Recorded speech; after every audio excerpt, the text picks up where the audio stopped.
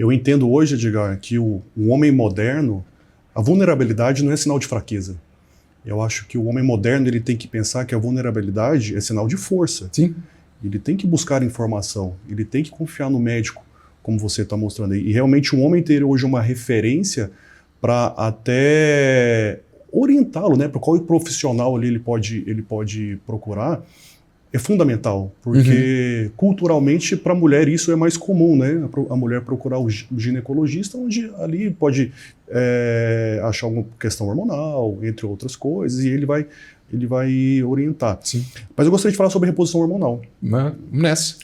Um tabu hoje, fala-se muito sobre reposição hormonal.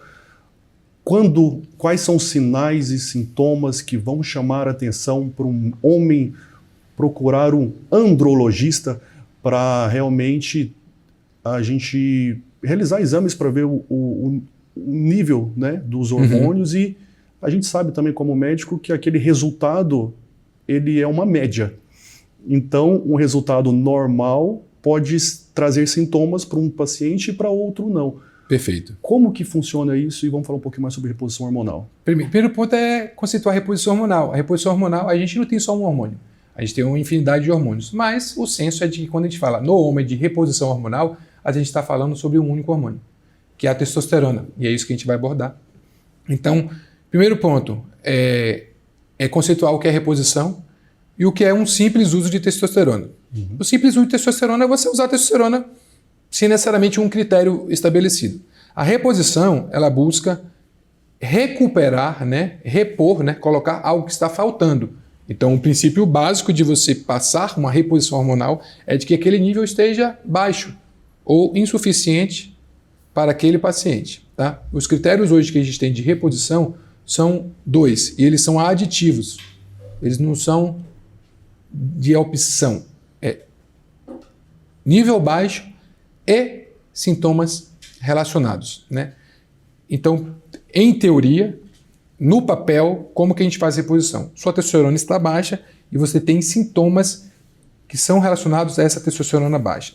Se a testosterona estiver baixa e você não tiver sintomas, teoricamente, se você for seguir o guideline à risca, você não precisa daquela testosterona. E o contrário é verdadeiro no guideline. Se a testosterona estiver normal e você tiver queixas que podem estar relacionadas a uma suposta testosterona insuficiente, você teoricamente não precisaria da testosterona. E é isso que causa uma grande confusão. Eu vou falar melhor. Quais são os sintomas relacionados a uma testosterona baixa? Eles são vários e eles não são exclusivos da testosterona. Tem uma série de outras coisas que podem gerar exatamente essa cascata de sintomas. Mas vamos listá-los. Queda de libido, queda de desejo, tá? Libido é desejo. Libido não tem nada a ver com penetração, com ereção. Tem a ver, mas conceitualmente é desejo, é ímpeto sexual, é pensar em sexo, é querer sexo. Então o cara começa a ter menos interesse pelo sexo. De modo indireto, mas também direto, porque a testosterona impacta tanto na libido quanto na qualidade e intensidade da ereção, ele começa a ter perda de ereção também. Isso pode trazer algum distúrbio de orgasmo. O tempo que você consegue ejacular pode ficar um pouco mais longo, às vezes um pouco mais rápido, não tem um padrão necessariamente. Ou seja, o cara começa a perder performance sexual. Não bastasse, ele começa a ter cansaço generalizado, fadiga, indisposição, começa a ter desinteresse pelas coisas em geral, começa a dormir pior, começa a ficar mais irritado ou com a tendência mais, não necessariamente de depressão no conceito de diagnóstico de depressão, ele fica um pouco mais deprimido, fica com o humor mais rebaixado, não fica tão empolgado, né? Indisposto, começa a ter dificuldade de manter ou ganhar massa muscular, começa a ter uma tendência de ganhar peso, pode ter alteração nos pelos, entre outras coisas. Mas perceba que tudo que eu falei pode ter relação com uma série de outros problemas. E a maioria dos problemas que eu enxergo hoje estão ligados à rotina do paciente. Sobre os hábitos. O cara trabalha demais, entende que o que ele recebe por isso não é justo, isso gera uma certa frustração, irritabilidade, ele se sente estressado, aí ele fica cansado, fica indisposto porque não tem motivação para manter aquela rotina. Chega em casa, o relacionamento não está bom, então ele no esteio, no apoio dele, ele já não consegue mais descansar, então ele fica fadigado, ele fica estressado, ele perde o interesse sexual por uma questão conjugal, ele perde performance sexual por uma questão conjugal. Esse cara dorme mal, esse cara ele não treina, ele não se alimenta bem, então começa a ganhar peso, começa a perder massa magra. Então, assim, é tudo testosterona? Na maioria das vezes, não. Na verdade, 90% dos pacientes que me procuram hoje, doidos para terem uma testosterona baixa, para simplesmente fazer um milagre na vida dele só com uma injeção, ou com um gel, ou com um implante, eu falo, cara, sua testosterona é espetacular. É inclusive melhor que a minha. Aí ele frustra, porque ele prefere que seja um problema que a resolução seja exógena e simples do que falar, bicho, você tem que fazer o que você sempre soube que tem que fazer e nunca fez ou não está fazendo. Pelo que você está me falando, Edgar, a saúde sexual ela não começa no quarto. A saúde sexual, essa potência, essa viralidade, é fora do quarto. Exato. Se alimentando bem, tendo bom relacionamento no trabalho, fora do trabalho, com a família. Então, eu acho que vai dar muito mais trabalho para esse paciente, porque eu acho que ele estava querendo uma reposição de testosterona, porque era muito mais simples, isso, né? Exato. Uma injeção, um comprimido iria resolver. Agora ele está vendo que o problema é muito mais complexo do que ele imaginava. Exato. Né? Só que, assim, quando você consegue ajustar esses hábitos, o resultado é só seu, não depende de nada externo, né? E perceba que o que está gerando aqueles sintomas não são o problema, eles são a consequência. O que está gerando os sintomas, as causas, elas vão continuar lá. Digamos que você faça a reposição do paciente, ele dê aquela melhorada e os hábitos continuam os mesmos. Esse problema vai crescer. E aí vai suplantar o benefício que a testosterona trouxe. Ele volta, doutor, voltei a piorar, mesmo com a reposição de testosterona. Por quê? Porque o problema nunca foi resolvido. Então esse é o problema. Hoje as pessoas querem algo exógeno, algo fácil, algo que não dê trabalho. E na maioria das vezes, às vezes até para o profissional que está atendendo para se livrar daquele caso, que vai exigir mais tempo e complexidade para entender o que está o problema, fala, toma aqui a reposição.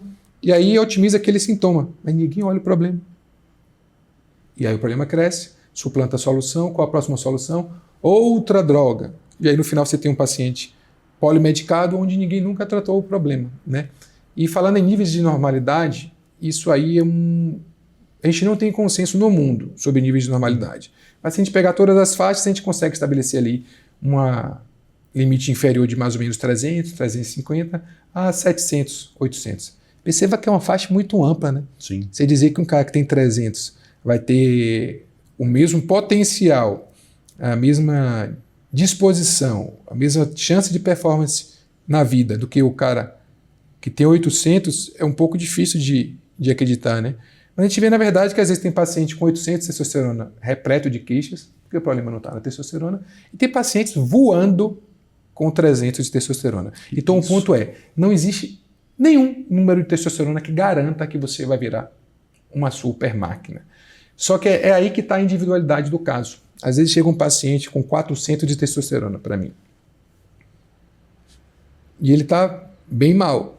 Mas a testosterona dele é normal. Teoricamente, pelo guideline, você não precisaria fazer. E aí eu identifico como é que está a vida do cara. Eu falo, cara, assim, sua testosterona é limítrofe, só que seus hábitos estão bem ruins. Então, assim, seu problema, categoricamente, não é principalmente a testosterona, são seus hábitos. A testosterona pode estar atuando nisso aí, talvez até possa, mas o imperativo é os seus hábitos. E como por literatura a gente tem respaldo para valores limítrofes com queixas bem relacionadas, a gente está habilitado a fazer um teste terapêutico. E aí eu faço a reposição nesse cara que está normal, mas no limite inferior de normalidade, repleto de queixas, mas mexo no hábito dele. Eu faço um pacto, um compromisso com o paciente sobre otimização de hábitos. E aí ele cumpre os hábitos, porque agora ele sabe qual o caminho a percorrer, e ele tem a reposição, o refúgio dele, né? O algo exógeno. Então, o resultado no retorno costuma ser muito bom. Por causa da testosterona, não apenas, mas porque agora o paciente já começou a se movimentar. É tipo um paciente que é sedentário e eu compactuo com ele. Diego, bicho, quantas vezes você consegue na academia na semana? De 0 a 7. Ah, doutor, eu não tô sedentário, né? Um por semana. É o que você me consegue? Você garante isso aí? Um. Então pronto. Daqui a 6, 8 semanas, 2 meses, você volta aqui e você vai anotar para mim quantas vezes você foi na academia. Eu preciso de pelo menos uma. Mas já te dizer, uma é nada, bicho. É nada. Uma não vai mudar a sua vida em quase nada, mas já é o primeiro passo. E o sair da inércia costuma ser o primeiro passo. Então eu quero começar a criar um hábito no paciente. Mas não chegar para um cara que é completamente sedentário, que tem uma rotina corrida, que diz para você que não tem tempo, e falar, bicho, você precisa treinar 5 vezes na semana. E 40 minutos de cardio, 40 minutos de exercício. Esquece. Isso é irrealizável. Eu compactuo com ele. Bicho, eu só preciso que você se movimente. Qual atividade? Peteca, caminhada, o que você quiser. Só sai do lugar. Uma vez na semana você dá conta? Só que eu me orgulhoso, né? O cara nunca fala um. Ele já, não, é um pouco demais, né, doutor? Eu falei, eu acho. Vamos 2? Você consegue 2? Consigo 2. Aí quando ele volta, e aí, conseguiu o 2? Quando diz que conseguiu 2, fala, vamos puxar para o 3? E aí a gente vai tentando otimizar. Aí quando o cara fala, cara, não consegui. Qual foi a dificuldade? Tempo. Bicho, assim, vamos lá, autorresponsabilidade. Né? Sim. Você sabe o que tem que fazer. Tempo é prioridade. E assim, hoje você tem um vigor. Hoje você tem 40 anos. Já pensou como vai ser muito mais difícil aos 70? E aí eu elenco todas as possibilidades de risco que esse cara vai estar submetido só por não estar fazendo atividade física. Eu trago um conceito muito bom. Diego, você não consegue ser o melhor pai, o melhor empreendedor, o melhor nada, bicho. Se você não for o melhor você, velho. Você precisa se cuidar.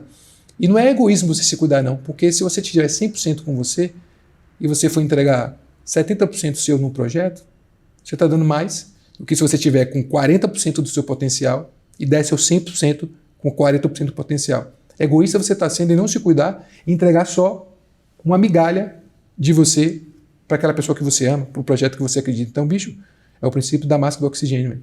Coloca em você, respira, tenha lucidez, veja a situação de modo mais claro e aí você ajuda com muito mais propriedade, com muito mais efetividade quem precisa da sua ajuda, entendeu? Então eu trago o cara pro... O cara tem que se virar, bicho. O cara tem que se virar, o cara tem que fazer a parte dele. Não dá para eu querer mais o resultado do que o paciente, não, bicho.